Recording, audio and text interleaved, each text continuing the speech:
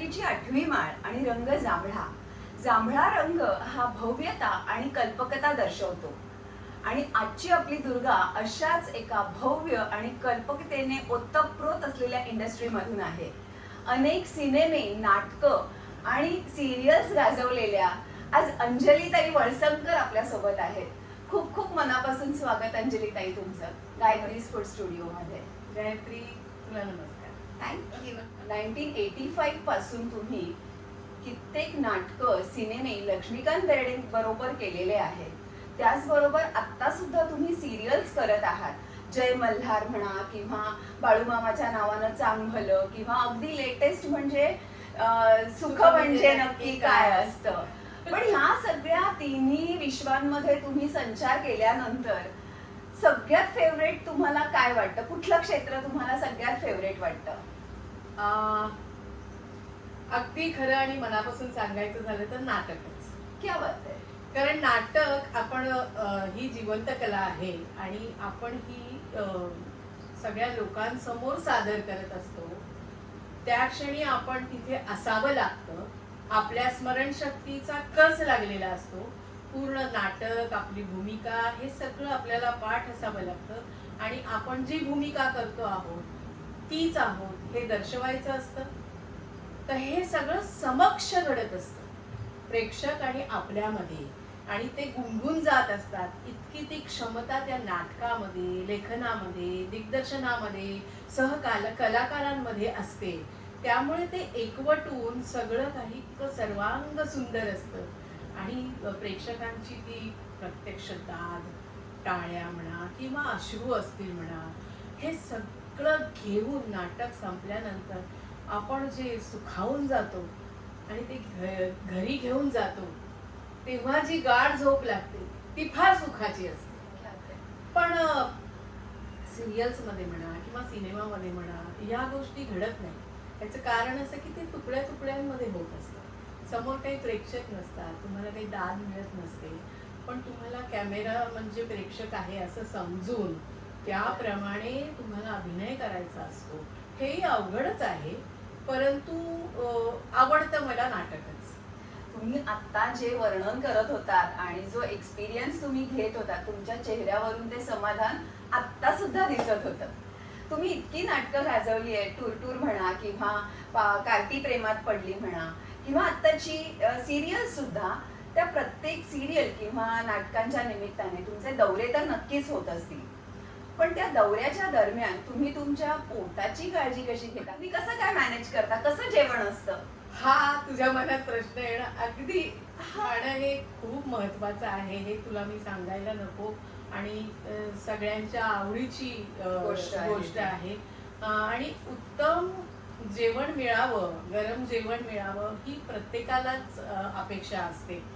पण ते सिरियल मध्ये म्हणा, नाटकामध्ये हे शक्य होत नाही. कारण नाटकामध्ये रात्रीचा शो संपतो फार उशिरा. नाटक संपल्यानंतर आपण जेवत असतो, तर त्यामुळे तो उशीर झालेला असतो. तर तेव्हा आपण अपेक्षा करू शकत नाही की मला गरम गरम जेवण पाहिजे वगैरे. तर जे असेल तसं जेवावं आणि जेवण मिळालं ह्याचं समाधान महत्वाचं आहे त्यावेळेला. आणि दुसरं म्हणजे सिरियल मध्ये सुद्धा एवढे सगळे बॅकस्टेजचे असतात, म्हणजे 60-70 लोक असतात. हो, तर एवढ्या लोकांना ते एवढं सुग्रास जेवण मिळावं आणि एवढ्या कमी पैशांमध्ये वगैरे. मराठी आपल्या सिरियल्स नाही परवडत नाही, तर जे असेल तसं ते त्यांच्या परीने निर्माते आपले चांगलं देण्याचा प्रयत्न करत असतात. पण शेवटी घरचं जेवण ते घरचं. त्यामुळे कारण आपल्याला ते एक वेडच असतं की एक शो झाला की दुसरा झाला की तिसरा, यातच आपण असतो. त्यामुळे आपलं पोटही बिघडत नाही आणि आपल्याला काही होत नाही आणि सगळं संपल्यानंतर घरी येतो तेव्हा मात्र मग आपल्याला वाटतं हा आता आपण हे खाऊया, ते खाऊया, आराम करूया, जरा झोपूया, आपली काळजी घेऊया. तेव्हा मग आपल्याला पाहिजे तसं त्या पद्धतीचं अन्न आपण घ्यावं, आराम करावा, फ्रेश राहावं. हा, म्हणजे ती जी तुम्ही जमा केलेली एनर्जी असते ती तुम्ही यावेळेस वापरता. नक्कीच. तुमच्याबद्दल अजून एक गोष्ट मला कळलेली आहे की फक्त अभिनय क्षेत्रच नाही तर तुम्हाला वेगवेगळ्या गोष्टी शिकण्यात सुद्धा खूप इंटरेस्ट आहे. नवीन काय शिकताय? कसं आहे, माणूस हा निसर्गप्रेमी आहे, प्रत्येक माणूस. Correct. त्यामुळे त्याला जेव्हा वेळ मिळेल तसा तो निसर्गाचा उपभोग घेत असतो. कोणी पिकनिकला जातं, कोणी लांब फिरायला जातं, कोणी जवळच जातं, कोणी एवढंच जाऊन येतं, कोणी थोडंच बघतं, कोणी खूप बघतं. पण त्याला निसर्गामध्ये रमायचं असतं आणि तो लाभ घ्यायचा असतो जसा वेळ मिळेल तसा. पण माझ्यासारखे काही लोक आहेत, काही म्हणजे बरेच लोक आहेत की ज्यांना निसर्गाचं गुपित काय आहे हे जाणून घेण्याची इच्छा असते. अच्छा. तर निसर्गाचं खूप मोठं गुपित आहे आणि ते आपल्यासारख्या छोट्या निसर्गापुढे आपण फार खूप छोटे लहान. आहोत. होय होय, अगदी तर अगदी. तो आपला एक छोटासा प्रयास असतो म्हणा की अनेक शास्त्र आहेत आपल्याकडे. ज्योतिषशास्त्र आहे. मग हे शास्त्र म्हणजे काय, काय असेल नक्की, म्हणजे हा मला विचार पडल्याने म्हटलं आपण हे शिकून बघितलं पाहिजे. नुसतं न शिकता चर्चा करणं हे वेडेपण. वेडेपणा. खरंय. तर ते शिकावं म्हणून मी ज्योतिषशास्त्र शिकले. नंतर आपण बोलताना किंवा आपले हावभाव होतात, हातवारे होतात, याचे व्हायब्रेशन्स आपल्या समोरच्यापर्यंत पोहोचत असतात. त्याचा अर्थ त्याला लागत असतो आणि तो परत रिॲक्ट होत असतो. हे जे व्हायब्रेशन्स एकमेकांकडून जातात किंवा काही नाही बोललं तरी कळतं हा रागवलेला आहे. मग हे कसं काय, तर हे व्हायब्रेशन्स कसे पोहोचतात, तर ते प्राणिक हिलिंगमध्ये व्हायब्रेशन्स पोहोचवणं किंवा घेणं देणं आणि त्यातून काही निर्माण करणं हे त्यात असतं. काय असतं, तर डोकं दुखतंय म्हणजे तेवढा भाग तुमचा दूषित झालेला आहे. बरोबर. दूषित म्हणजे काय, जे हे व्हायब्रेशन्स आहेत तर Negative vibrations. निगेटिव्ह व्हायब्रेशन्स तुमच्यामध्ये आलेले आहेत ते काढून टाकले की तुम्हाला फ्रेश व्हायब्रेशन्स मिळायला लागतात. ते हवेतच असतात, ते निसर्गातच आहे, फक्त ते आपल्याला माहित नाही कसे घ्यायचे, कसे काढून टाकायचे. तर हे त्याच्यामध्ये शिकलं जातं. त्यामुळे मग मी ते शिकले. क्या बात आहे. आणि आता मी लेटेस्ट म्हणजे मला प्राण्यांवर खूप प्रेम आहे. आमच्याकडे 3 कुत्री, 2 मांजरी, 2 पोपट, 55 मासे, असं सगळं झालेलं आहे. आता आमची स्टेफी आहे आमच्याकडे. तर त्यामुळे असं मला कळलं की प्राणी हे बोलतात अच्छा. आपल्याशी. आपल्याशी त्यांना म्हणजे प्राण्यांची भाषा. भाषा आहे आणि प्राण्यांना आपल्याला काही सांगायचं असतं हा. आणि आपल्याला त्यांनाही काही म्हणायचं असतं, पण ते त्यांच्यातून पोचतं का हे माहित नसतं. Correct correct. तसं वरवर माहित असतं, हा अरे तो आपलं सगळं ऐकतो. ऐकतो किंवा त्याला काही समजते बरं का, आणि तो लगेच तसं रिॲक्ट करतो किंवा तसं वागतो आहे बरोबर. हे कळतं. पण त्यांना खूपच कळत असतं. हे मी हा क्लास करताना मला कळलं. अजून तो पूर्ण व्हायचा आहे माझा क्लास. याचे पण क्लासेस आहेत. क्लासेस आहेत अच्छा. आणि गुरु सुद्धा चांगले भेटावे लागतात, बरोबर आहे. तरच आपल्याला आपल्याला ज्ञान चांगलं मिळतं. मिळतं. खरंय. आणि अगदी मी आवर्जून उल्लेख करेन की पुण्याला उमा कर्वे म्हणून आहेत. अच्छा. तर त्या ग्रेट आहेत आणि त्या प्राण्यांशी अतिशय सुंदर बोलतात. प्राणी त्यांच्याशी बोलतात, त्यांना सिक्स सेन्स आहे आणि तो आपण त्यांच्याकडून शिकावा किंवा प्रत्यक्ष त्यांच्याशी बोलून त्यांचे अनुभव तरी ऐकावेत. निदान आपल्याला नसेल शिकायचं की ही व्यक्ती काय आहे. तर खरोखर मी त्यांच्याकडे मुद्दाम जाऊन शिकते ही गोष्ट आणि फार छान अनुभव आला मला. म्हणजे इथून तुम्ही पुण्याला जाता. हो, पुण्याला जायचं आणि शिकायचं. आता अजून आहे कोर्स, तो चालू आहे माझा. आणि त्याच्यानंतर आपण सतत प्रॅक्टिस करायची. आपल्या ओळखीच्याकडे कोणाकडे कुत्रे मांजरं काय असतील ते, त्यांच्यावर आपण प्रॅक्टिस करत राहायचं. त्यांच्या मालकांशी बोलायचं, बाबा तो असं बोलला हे बरोबर आहे का, ह्या सगळ्या गोष्टी करत राहायला पाहिजे, शिकत राहायला पाहिजे, तरच ते होणार आहे. म्हणजे मला आतापर्यंत माहित होतं की आपण कुत्र्यांना ट्रेन करतो आणि ते ट्रेन होतात सुद्धा, ते सुद्धा आपल्याशी कन्व्हर्सेशन करू शकतात. हे खरोखरच काहीतरी वेगळंच आहे. हो. तुम्ही नाटकांमध्ये रमता, त्यासोबतच तुम्हाला वेगवेगळ्या गोष्टी शिकायची सुद्धा आवड आहे. पण मग त्याशिवाय तुम्हाला अजून काय काय आवडतं करायला? मुख्य म्हणजे घर सजवायचं. मग घर सजवताना काय काय करायचं, पेंटिंग आहे, ग्लास पेंटिंग आहे. पेंटिंग मध्ये अनेक प्रकार आहे, सिरॅमिक प्रकार आहे.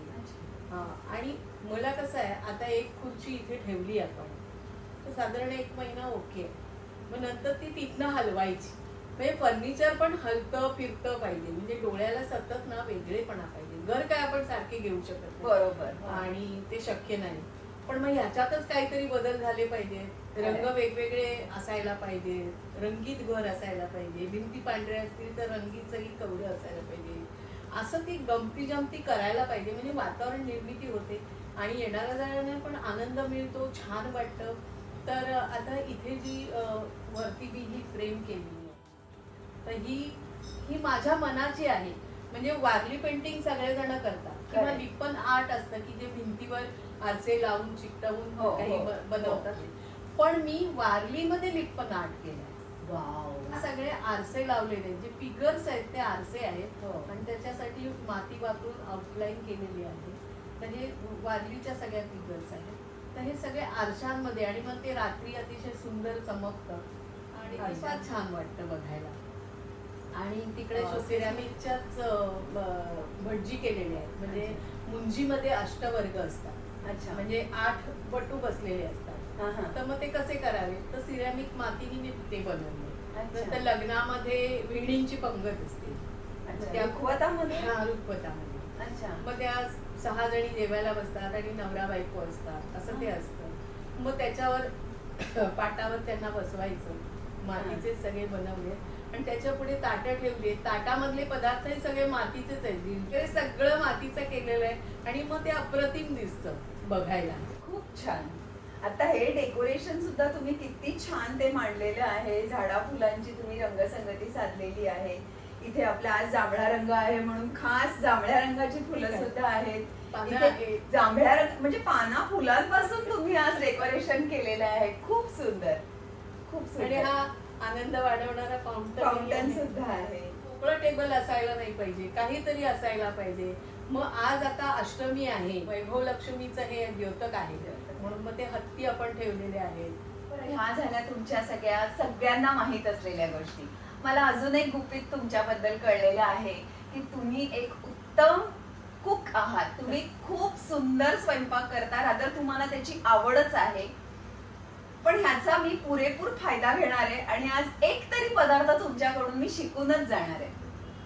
कसं आहे, वळसंगकर या कुटुंबामध्ये अनेक वळसंगकर सामावलेले आहेत. म्हणजे कोणी असे सेपरेट नाहीये. अच्छा, हा.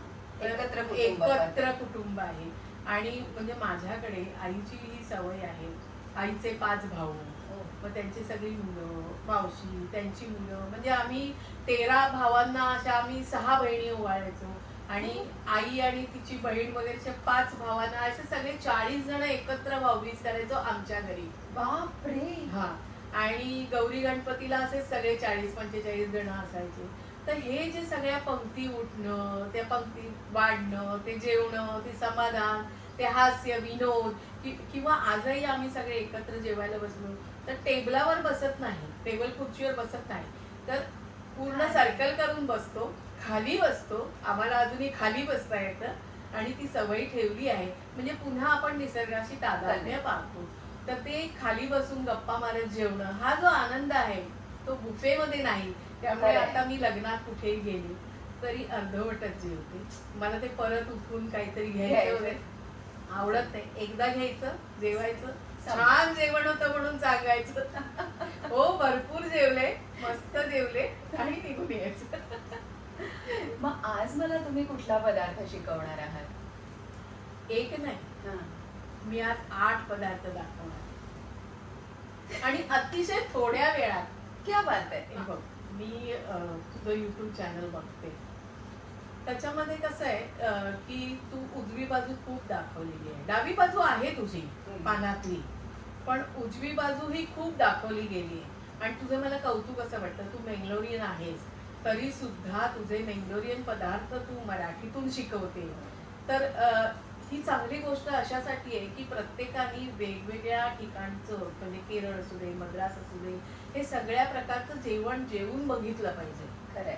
वेगवेगळा आस्वाद घेतला पाहिजे. एकसुरी नसावं. बरोबर. प्रत्येकाकडे काहीतरी वेगळं असतं आणि छान असतं. तर तुझ्याकडून ते मराठीतनंही शिकायला मिळतं युट्यूब चॅनलवर, तुझ्या गायत्री फूडवरून, ते पण छान वाटतं. मला तुला एक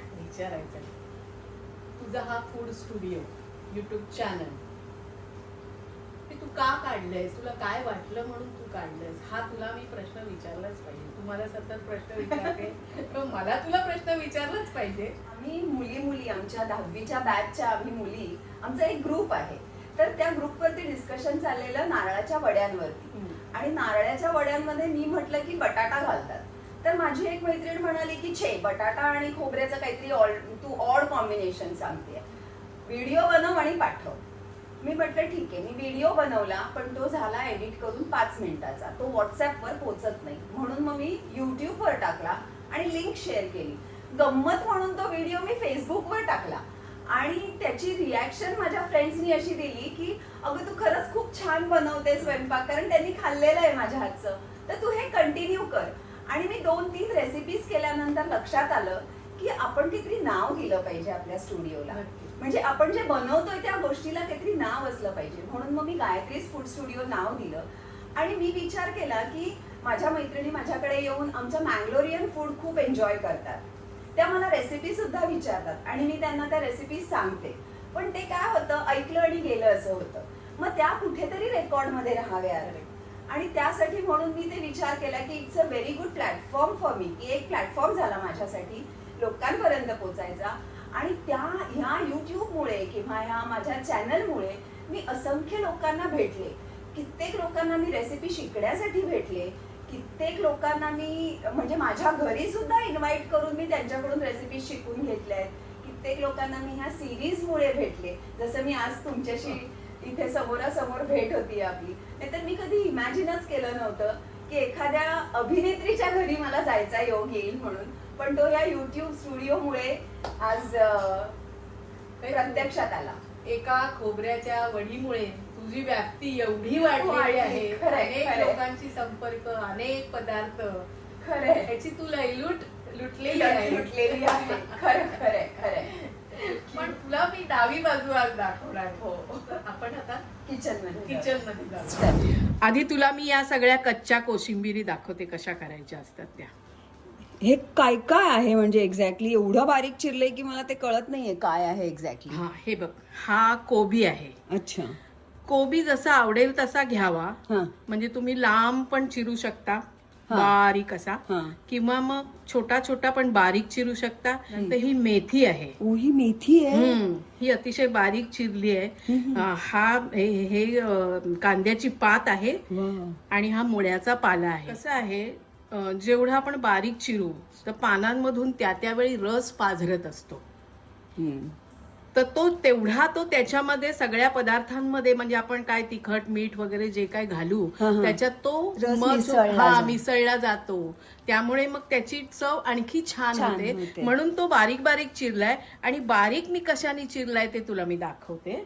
हे बघ, आता हे सगळ्यांनाच माहिती आहे, हा एक प्रकार आहे. हा, माझ्याकडे पण आहे. पण ह्याच्यामध्ये मला वाटत होतं फक्त कांदा किंवा कोबी फार तर चिरला जाईल, पण पालेभाज्या याच्यात चिरल्या जातील. हो, म्हणजे जरा आपण आधी चिरून घ्यायच्या त्या, म्हणजे रफ चॉप करून ह्याच्यात टाक आणि मग त्याच्यात त्या घालायच्या. आणि खूप सुंदर झाले हे, एकदम बारीक झाले, बारीक चिरल्या. वाव. आणि विशेष म्हणजे काय, बारीक चिरल्याने आणखी एक फायदा होतो. ज्यांच्या तोंडात दात नाहीत, हो, आणि कवळी ऍडजस्ट झालेली नाही, अशांना वेगवेगळ्या चवी घेता येत नाहीत. खरंय. आणि त्यांना चिडचिडेपणा येतो. मग ते सगळं खाण्यातला रस निघून जातो. परिणामी तब्येतीवर परिणाम होतोच. करेक्ट. म्हणून मग हे बारीक जर असेल तर त्यांनाही हे खाता यावं. याच्यामध्ये मेथीमध्ये आपण तिखट घालून घेऊया. ओके. म्हणजे ऍट ए टाइम आपण 4 कोशिंबिरी करतोय. एकदम करू शकतो. मग हे याच्यातही तिखट घालूया. पण कोबीमध्ये आपण तिखट नाही घालणार. त्याच्यात मिरच्याच्या तुकडे घालणार, पण ते कधी फोडणीमध्ये. आणि मग आहे तर आपण फोडणी एकदमच करायची आहे, त्यावेळी ते सगळं होऊन जाईल. तर आपलं काम फास्ट होतं. तर आपण आता आधी तिखट घातलं, आता मीठ घालूया. साखरेची चिम्मट घालायची आहे, फार साखर घालायची नाहीये, मग ते गोड गोड लागतं. तर आपण का साखर घालतो, तर ह्याच्यामध्ये आपण लिंबू पिळणार आहोत. अच्छा. तर ते लिंबू आणि ते मिक्स झाल्यावर आंबट आणि गोड हे एकत्र कसं वाटेल त्याप्रमाणेच आपण ते तेवढ्याच प्रमाणात ते पिळायचं आहे आणि साखर घालायची आहे आणि मिळून घ्यायला हा दाण्याचा कूट घालायचा आहे. आता त्या चारी कोशिंबिरीसाठी आपण ही फोडणी करतोय एकदाच. अच्छा. म्हणजे आपला वेळ कसा वाचेल आणि जास्तीत जास्त गोष्टी आपल्याला कशा जेवणात मिळतील हा याच्या मागचा हेतू आहे आणि कमी वेळात. तर आता हे तेल तापत आलंय, मोहरी घालते. तुमची ही आयडिया मला अतिशय आवडली की एका फटक्यात 4 कोशिंबिरी करून मोकळे झालो. हो, आता याच्यात जिरंही घातलंय मी, अच्छा. मिरच्या घातल्या, कोबीच्या कोशिंबिरीसाठी खास मिरच्या आहेत त्या. हो, ते त्याच्यातच निवडून काढून घालायचे. हा, ही हळद आहे. खमंगपणाला हिंग अत्यावश्यक आहे, त्यामुळे हिंग घातला आहे. ही फोडणी झाली. आता आपण त्या सगळ्याला फोडणी देऊया. चला. आता आपण ह्या आधी मिरच्या घेऊन या कोबीवर घालूया. ओके.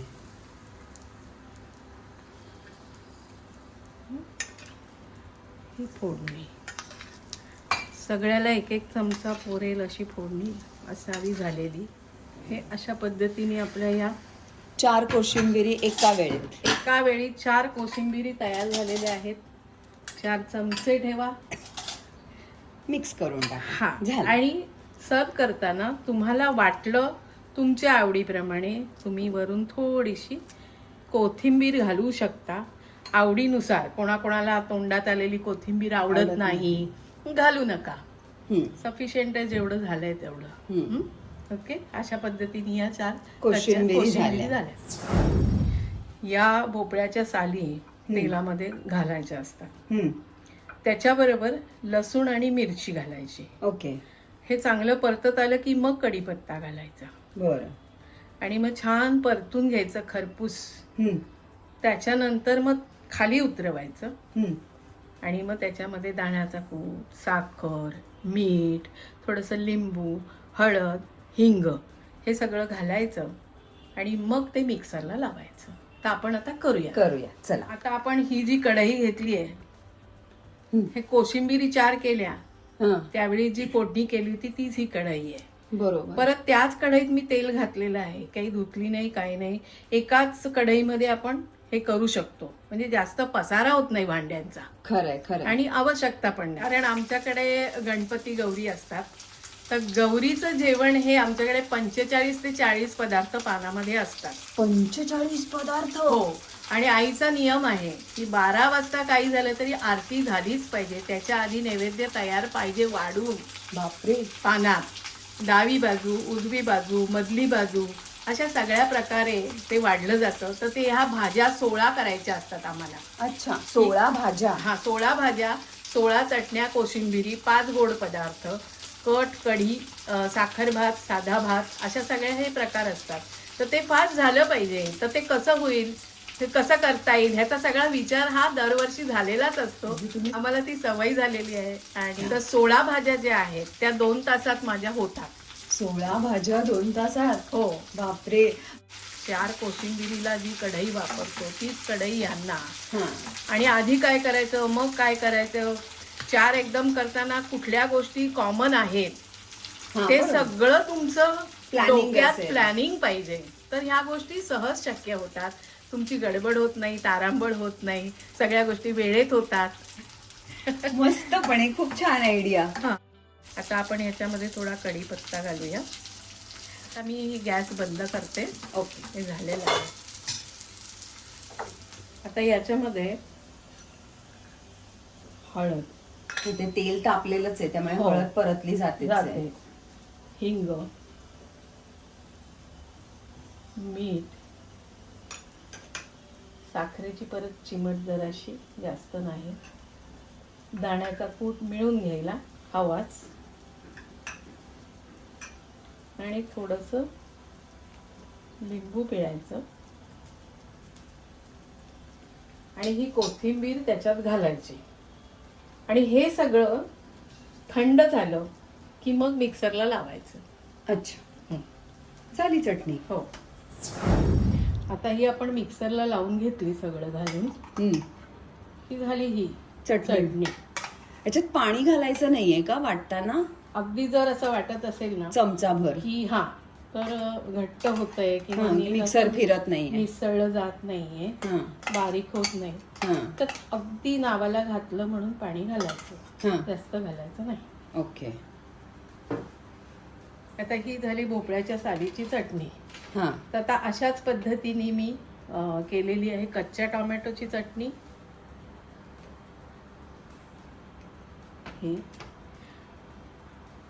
ही कोथिंबिरीच्या काड्याची चटणी आहे, हिच्याबद्दल मी मग बोलते. आणि ही आळूची देठं आणि चुका. आळूची देठं आणि चुका, मिरच्या असंच ह्याच्यासारखंच तेलावर परतलंय. हा. यात लसूण नाही मात्र. अच्छा.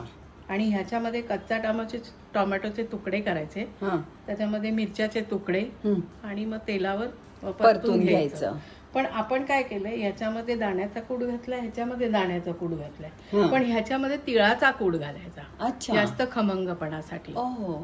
तर भाजलेले तीळ, हा, हा. त्याचा कूट हा. तो घालायचा. हा, आणि ही कोथिंबीरच्या काड्याची मात्र ही तेलावर परतायची नाही, हा, फक्त काड्या, हा, मिरच्या, लिंबू, मीठ, साखर हा. आणि दाण्याचं कूट असं घालून आणि थोडं पाणी, आपण अच्छा. जसं म्हणालो हो, हो. त्याप्रमाणे मिळून अगदी येण्यासाठी. मिळून येण्यासाठी थोडं पाणी. अशा ह्या 4 चटण्या आणि 4 कोशिंबिरी तयार झालेल्या आहेत. मला वाटतं हे 8 पदार्थ करायला आपल्याला 15 मिनिटाच्या पेक्षा जास्त काही वेळ लागलेला नाहीये. तयारीला 15 मिनिटं 15 मिनिटं म्हणजे आणि टोटल अर्ध्या तासात आपले हे 8 8 पदार्थ झाले. झालेले आहेत.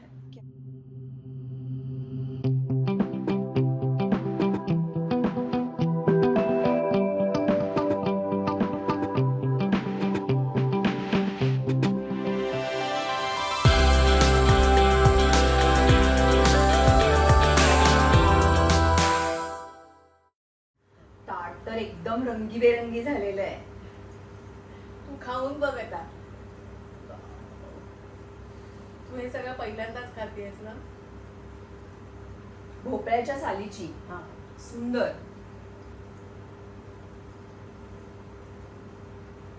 ही अळूच्या देठांची आणि आंबट चुका. हम्म. ओ हो. कच्चा टोमॅटो,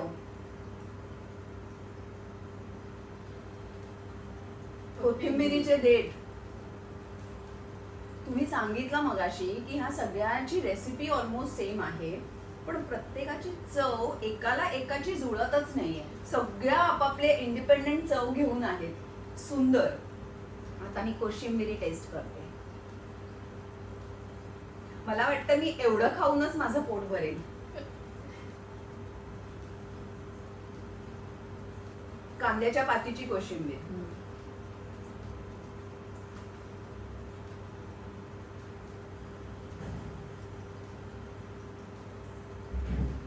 मेथी.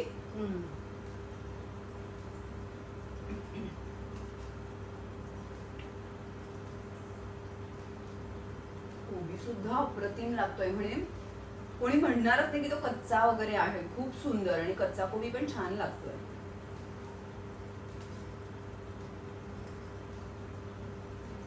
मुळा.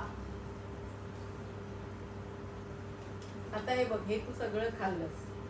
सकाळच्या जेवणात हे सगळं होतं असं समजूया, पण संध्याकाळी मला आता हे नको. आता मी सकाळी खाल्लंय. हो.